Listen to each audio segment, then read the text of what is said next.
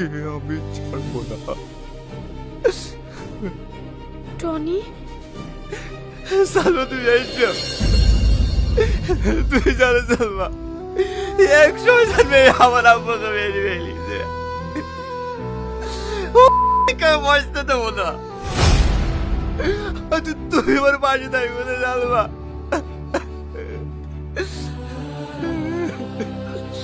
কি করে সালমা, তুমি কিছু বলছো না, থাকবে তো? হ্যাঁ থাকবো, কিন্তু কোনো কিন্তু না, ওই মজবুল, ওকে না মরা পর্যন্ত আমার বাপের আত্মা শান্তি পাবে না। ঠিক আছে মারিস, চ এখন কাকুর কাছে বসগা।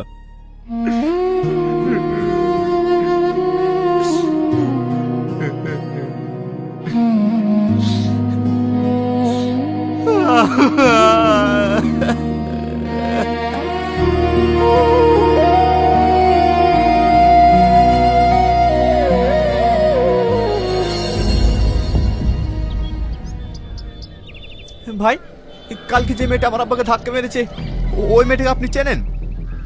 কি করে চিনবো বলো? তোমার আব্বাকে যখন ধাক্কা মেরে পালিয়ে যায় তখন মেয়েটাকে আমি পিছন থেকে দেখি। সবারই একই কথা, এত বড় বাজে আমার আব্বাকে ধাক্কা মেরে দিয়ে পালিয়ে গেল, আর ওই মেয়েটাকে কেউ দেখেনি।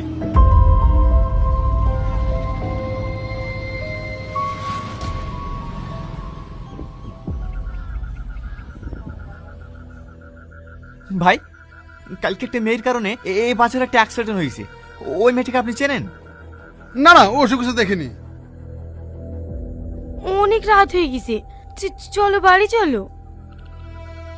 না, আমি বাড়ি যাব না, আমি এই বাজারের প্রত্যেককে জিজ্ঞেস করব, আর ওই মেয়েটার খোঁজ লাগাবই। ভাই, তোদেরকে পুষে আমার কি লাভ হচ্ছে বলতে পারিস? আজ 5 দিন হয়ে গেল, 5 দিন হয়ে গেল, এখন মেয়েটাকে ধরতে পারিস নি। ওই মেয়েটা যদি পুলিশের কাছে ভিডিওটা পাঠায় কি হবে জানিস? জানিস? আজ থেকে 3 দিন আগে মেয়েটাকে ধরেই ফেলছিলাম, কিন্তু মেয়েটা বাজারের দিকে চলে গেল, তারপর থেকে আর ওকে খুঁজে পাচ্ছি না। খুঁজে পাচ্ছিস না?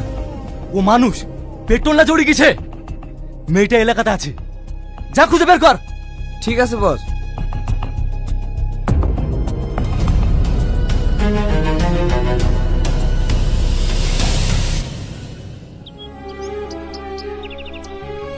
দেখো, কারোর বাবাই সারা জীবন বেঁচে থাকে না। যেটা হয়েছে ভুলে গিয়ে চলো না আমরা নতুন করে জীবন শুরু